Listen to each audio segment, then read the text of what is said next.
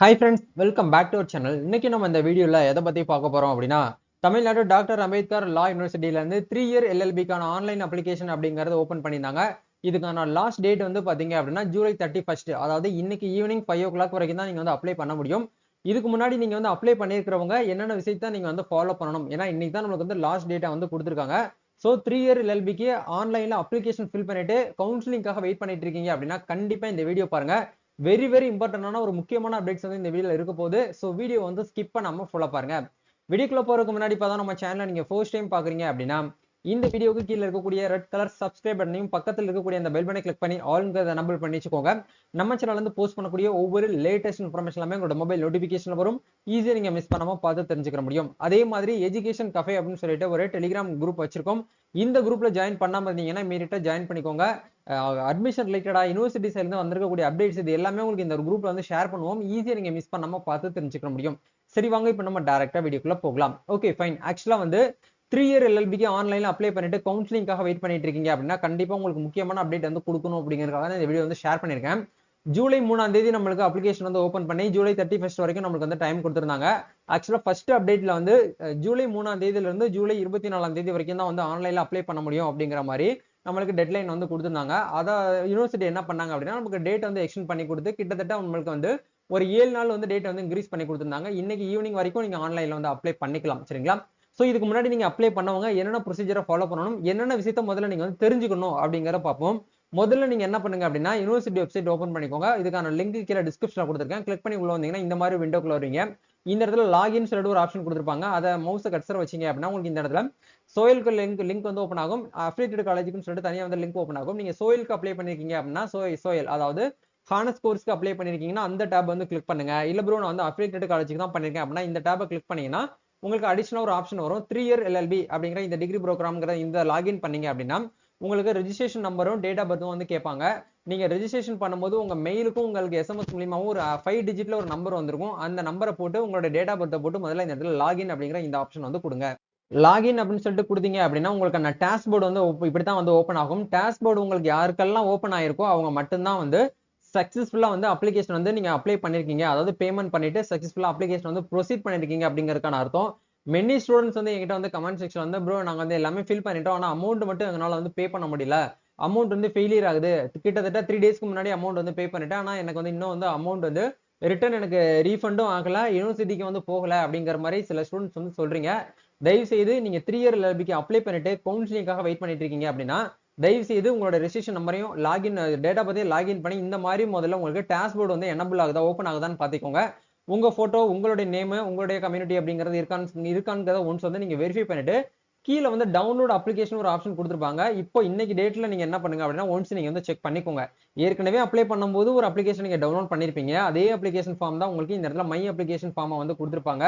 இந்த அப்ளிகேஷன் இன்னைக்கு டேட்ல உங்களுக்கு வந்து ஓப்பன் ஆகுதா அப்படிங்கறத ஒன்ஸ் நீங்க என்ன பண்ணுங்க அப்படின்னா கிராஸ் செக் பண்ணிக்கோங்க. ஓகே ப்ரோ, அப்ளிகேஷன் எல்லாமே எங்களுக்கு வந்து ஓப்பன் ஆகுது. இப்போ நெக்ஸ்ட் நாங்க என்ன பண்ணணும்னு கேட்டீங்கன்னா உங்க அப்ளிகேஷன் மை அப்ளிகேஷன் பேஜ்ல என்ன விஷயத்தை நம்ம வந்து ஃபாலோ பண்ணணும், என்னென்ன விஷயத்தை நோட் பண்ணணும் அப்படிங்கிறத பார்க்கும்போது முதல்ல இந்த இடத்துல பேசிக்கா நீங்க உங்க கைப்பட நீங்க ஃபில் பண்ணாதான் இந்த இடத்துல இருக்கும்.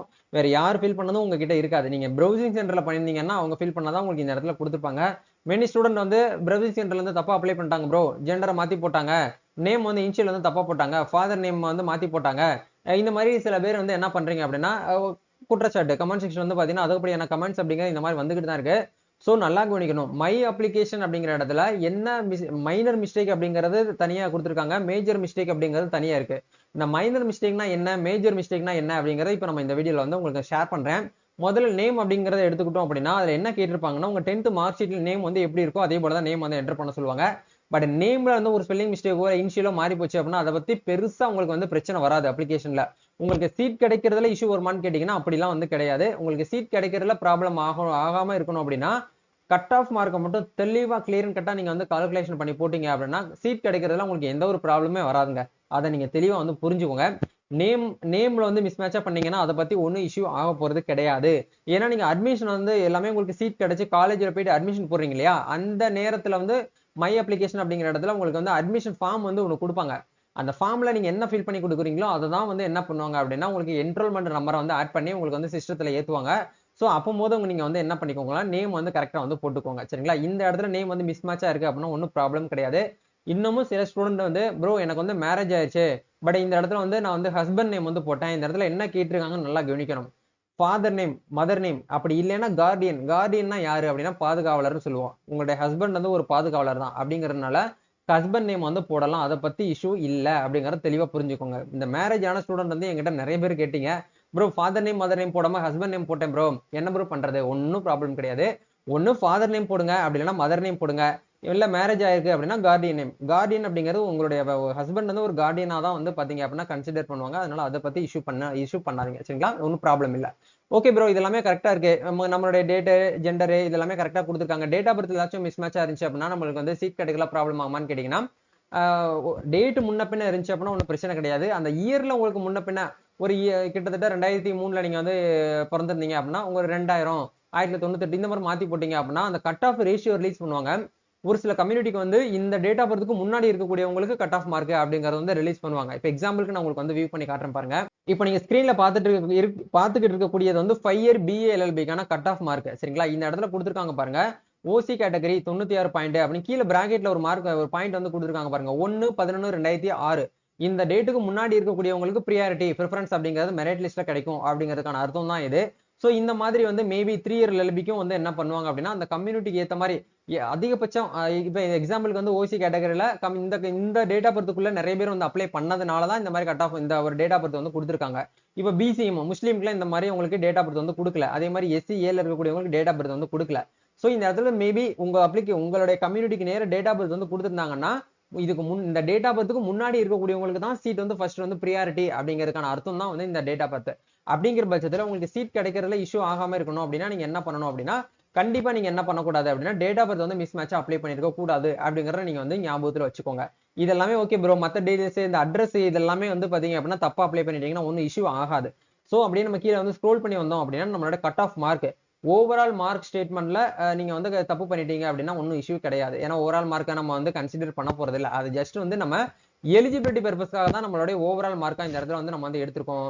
இதனால வந்து நம்மளுக்கு வந்து 1 மார்க் 2 மார்க் தப்பா போட்டதுனால ஒன்னும் இஷ்யூ ஆகாது. நீங்க என்ன பண்றீங்க அப்படின்னா cut off mark major and allied part 3 சப்ஜெக்ட்ல வந்து உங்களோட மார்க் வந்து என்ன இருக்கு அப்படிங்கறத நீங்க இந்த இடத்துல வந்து பார்க்கணும். நல்லா நோட் பண்ணணும்.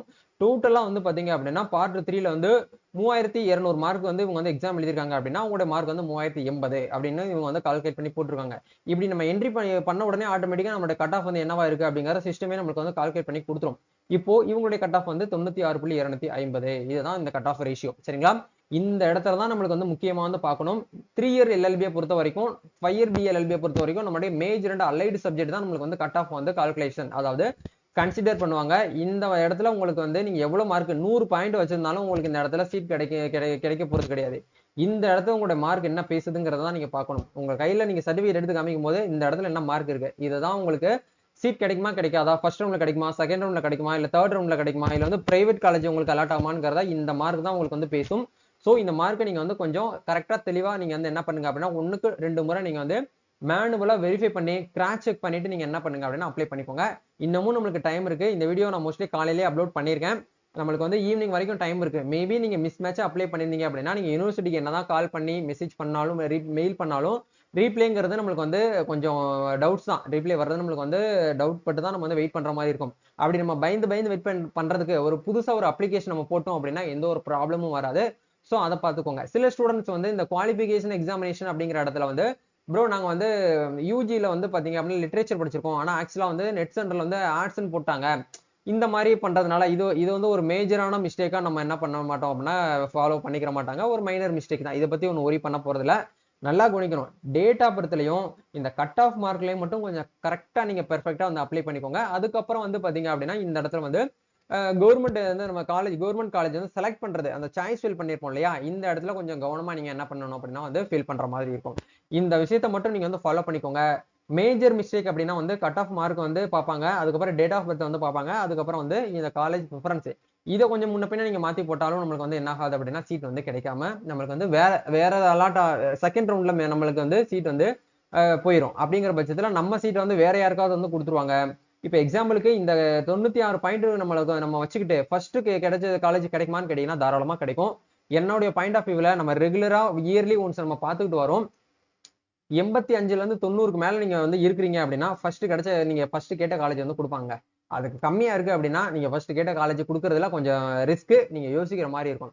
போன வருஷம்லாம் வந்து பாத்தீங்க அப்படின்னா இந்த 3 இயர் எல்எல்பி அப்ளை பண்ணவங்கள ஸ்டூடெண்டே வந்து பாத்தீங்க அப்படின்னா ஒரு என்ன சொல்றது, ஒரு தலைகீழ ஆட்டி விட்டாங்க யூனிவர்சிட்டி சைட்ல இருந்து.